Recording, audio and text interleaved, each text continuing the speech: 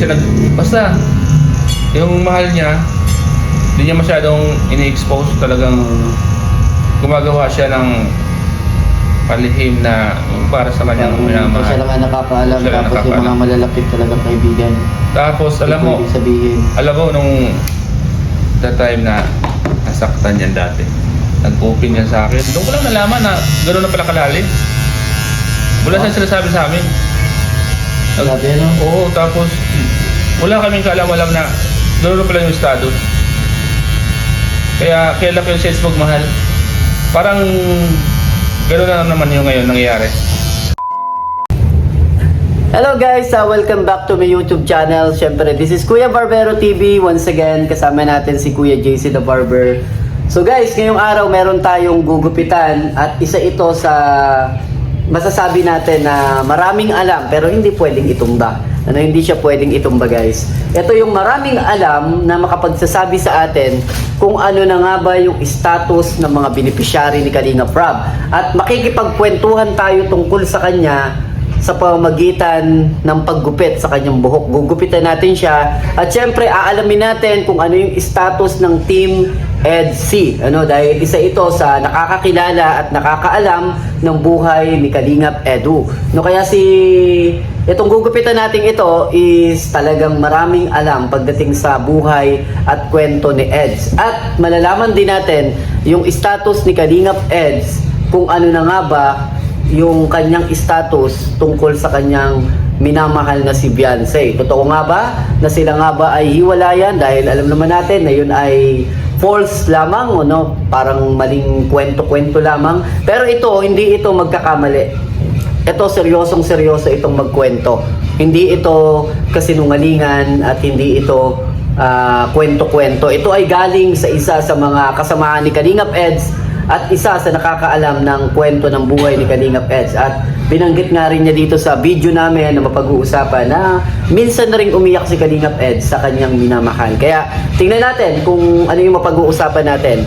So gugupitan natin ngayon si Kuya Star Rocks TV. Suportahan nyo rin po yan si Kuya Star Rocks TV. Pa-like and subscribe din po ng kanyang YouTube channel. Siyempre, ang barbero ni Kalingap Eds, Kuya JC the Barber, andyan po sa likod. Yan po ang gumugupit kay Kalingap Eds. At hintayin natin na medyo humaba na yung buhok ni Kalingap Eds. At sigurado na magugulat kayo sa pagbabagong makikita nyo sa itsura ni Kalingap Eds. Mas lalong wow, mapapawaw kayo. Kaya panoorin muna natin yung video natin ngayon, araw, at gupitan muna natin si Kuya Star Rocks. Gusto naman ang Sino? si Eds. Ay, kay Ed, wala ko masabi yan. Talagang napaka-humble nun. Talagang hindi ka tatanggihan nun. Lagi lang yun okay. Pero napansin mo ngayon yung ni Eds, yung improve ni Eds ngayon. Galing ng Yun naman yung sinabi niya, year 2056, may mga babaguhin siya sa vlog niya. Kaya nga. Yun na nagsisimula. Saka na siya ngayon, ang taas na ng confidence niya, Hindi dati. Sobrang tahimik na dati ay. Bakit naman sa vlog, puro ka na? Nagja-joke na pati. Magaling na rin mag-joke. Tama lang yung ginawa niya. Kaya tingnan mo, lumabas lalo yung niya. Saka nakakabilis kay Eds kasi man yung dumating na pagsubok mga basher sa kanya. Wala, ignore lang niya. Tuloy-tuloy siya, tuloy-tuloy lang sa pagkuhan, tuloy sa pag-vlog. Hindi niya pinapansin. Hindi nagpapapig to. Hindi pinapansin ni Eds yun. Dapat na daw pating magpakasal. Sa'yo baga, malapit na daw magpakasal.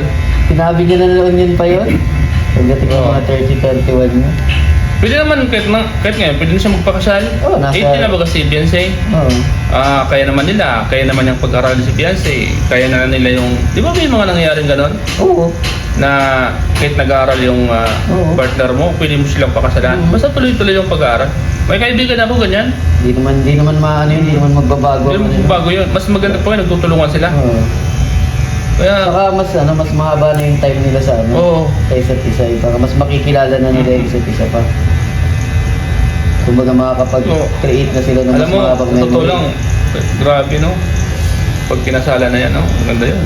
Si Beyonce naman ay pa-19 na rin kasi tayo na gano'n, nagdiba, diba? Last year. Last year. Di pa 19 na rin siya ngayon. Sobrang bait man ni Beyonce, ang ganda pa.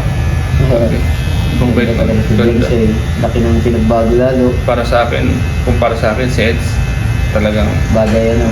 ipakasalan ko na si Jensen. Hindi ka Di ba? Ano ang regalo mo kay Edo? Pagkala. Pag,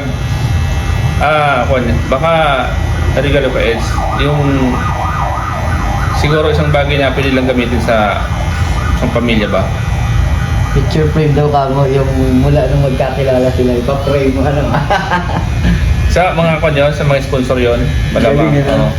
Pero sa ating mga kaibigan, siguro yung mga simpleng kagamitan lang sa loob ng bahay na. Opa. Mga ganun. Mga ganun. Sabagay si Ed, ay meron naman na yata nabiling lupa rin, ano? Ay! Simple lang yan. Pero may nabili na rin, ano? Ibig sabihin, naghahanda na rin. Naghanda na rin siya sa pagpapamilya. Saka, isang lalaki lang naman siya eh. Siya lang naman gumawa ng bahay nila. Di ba? Dalawa lang sila magkapatid. Magkapatid, babae pa yung isa. Oo. Yung bahay niya, siya lang naman titira doon. Titira. Oo. Eh, medyo maedad na rin ang parents. May edad na rin. Siguro, bumili sila sa mga lupa. Business class siguro. For investment na lang, kung sakaling kailanganin lang. Pero yun nga, ganda rin ang ano niya, ano? Yung ginawa niya. Maganda. Nag-ano rin ang ano niya. Saka, mabait yan sa'yo. Wala akong masabi dyan. Mulot sa pool. Nakilala ko yan. Klase yun. Napaka-humble talaga yan. Buti nga, nagsasabi na ng ano niya, ng mga plan niya. Ngayon, Oo. may reveal na. Dati ay palihim niya lang sinasabi yun. Eh. Ngayon ay nare-reveal na ni Ed. Ibang klase si Papa Ed. Baka bulagay na lang kayo nun. Magsabi na lang yan para si JJ. Kaya nga, mas maganda nga yan. Bulagayin para Bulagay na lang kayo, ano, na malapit na pala talaga yung ano, yung kasal ni Kaya nga. Papa Eds. maganda nga yan kung gano'ng nangyayari. Bulaga. Para wala masyadong kaalam. Oo, no? Walang nakakaalam Oo. masyado, no? Ano na pala, wedding na pala. Ang dami nagsusulpot ang mga kung ano-ano. Tapos bigla na lang tayo susurpresahin na. Oo. Wedding na. Ay! Magugulat yung mga viewers ng ano, Oo. FC. Magagulat yung mga buzzer na akala nila wala. Pero yung pala. Ano. Kasi tatay-tahimik Oo. lang ay. No status baga pagdating sa Facebook yung dalawa na yun. Kung yan, mahirap yung mga ganun bro, yung tahimik. Oo, Hindi nila alam. Kasi yung mga ganyang tao kasi, mga edukadong tao yan. Parang ano Oo. lang, hindi nila kailangan i-expose yung Oo. ano nila. Saka, Yung privacy nila yun ay saka kung magplano sila, alam naman sila yung mga taong pag nagplano talagang bahala sila. Kung anong sabihin sa atin, basta ito tayo, gagawa tayo ng buo tayo ng pamilya, malalaman nila, malalaman nila ano Okay na. Kasama na tayo. ready na, di ba? Patibay din ano. Diba? Sa palagay ko bro, yung ganyan ang mga plano bro ni Eds bro. Sa palagay ko kaya bro, sa palagay mo, anong mga plano is? Ganun siguro yung mga naisip natin. Si Eds kasi ay ano ay tawag dito. Ang napapansin ko kasi sa kanya dahil ano siya ay yung religious active baga sa religion. Oo, kaya hindi niya pinapansin yung mga Kaya issue. hindi niya kailangan sabihin na Oo. kakasal siya or what. Kasi alam naman niya yun na kailangan ano kumbaga hindi man kailangan i-expose yung sobrang ano, Kaya nga, sobrang ganun kasi mas seryoso kasi yung pagpapakasal ay seryoso yun. kumbaga seryoso. Kumbaga, hindi yung pwede ng aluan ng kung ano, ng issue. Kaya nga, Sensitive yun. dahil ano yun ay siyempre haharap ka sa Diyos nun eh. Mm. Di ba? Saka mahirap yung may mga papasok kayo sa ganong estado na may mga issue pangit. Mm. Tapat, ang papasok kayo dyan so masaya lang. Walang sagabal sa utak. Kasi pag papasok ka sa mga ganyang estado na, may mga kasamang plano yan eh. Mm.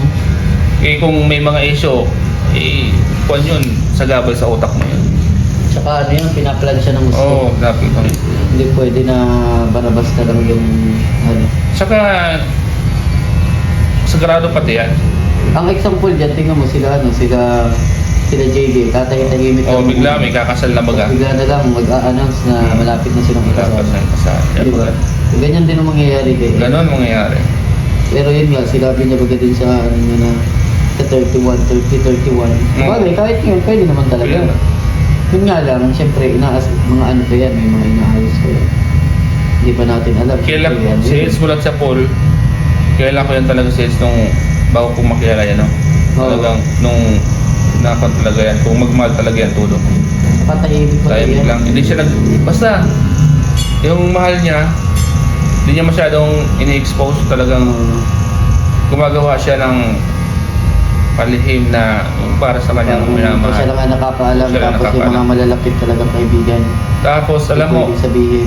nung that time na nasaktan yan dati, nag-open yan sa akin, doon ko lang nalaman na gano'n na pala kalalim. Wala siyang sinasabi sa amin. Sabi ano? Oo, tapos wala kaming kaalam-alam na gano'n na pala yung estado. Kaya kailan ko yung sales magmahal. Parang gano'n na naman yung ngayon nangyayari. Ibig sabihin, sobrang seryoso kasi Sobrang seryoso niya. Sobrang seryoso. Hindi siya, Pagmamahal. hindi siya yung ligaw biro. Totoo siya. Ligaw, biro Totoo na- siya magmahal. Totoo siya magmahal. Totoo siya magmahal talaga. Itong klase ano? Ibang klase magmahal sa'yo. Malalaman mo lang, may kikigil lang kapag isa pag nasasaktan niya, naiiyak niya. Naiyak. Naiiyak. So, mababa ang ano niya. Ang mababa lalaki puso kasi niya. pag umiyak yan sa isang babae, sobrang pagmamahal niya. Oh, hindi ka naman iiyak sa babae na hindi mo sobrang mahal Oo. talaga. Ibig sabihin. Ako, kung hindi kita mahal, alawa. Kung hindi kita mahal, hindi ako iiyak sa'yo. Di ba? Pero kung mahal kita, mahal na mahal kita at sinasaktan mo ako, iyak talaga ako eh. Mahal kita eh. Saka na-develop yung love ni Edo unti-unti. Kaya nga. Kasi parang nung mga unang episode nung ex medyo parang alam mo yung pelikula lang. Pero bandang huli, kita mo talagang may mga ginagawa na sa Edo na parang nakikita ko na bisita yata yung kay Ben sa walang camera Oo naman, nabisita yan. Bisita siya. Nadalang prutas. Prusta. Siyempre para sa lalaki, hindi ka naman mabisita ng ganun ka. Saka nung mga nakarang vlog nila, once na umiyak si Beyonce, talagang Nandun siya. naiyak din siya. Tapos tinatapik-tapik sa likod. Tapos binibigyan niya ng tissue. Yung kumbaga, parang nasasaktan din siya pag naiyak si Beyonce. Napapasabay na siya sa pag-iyak.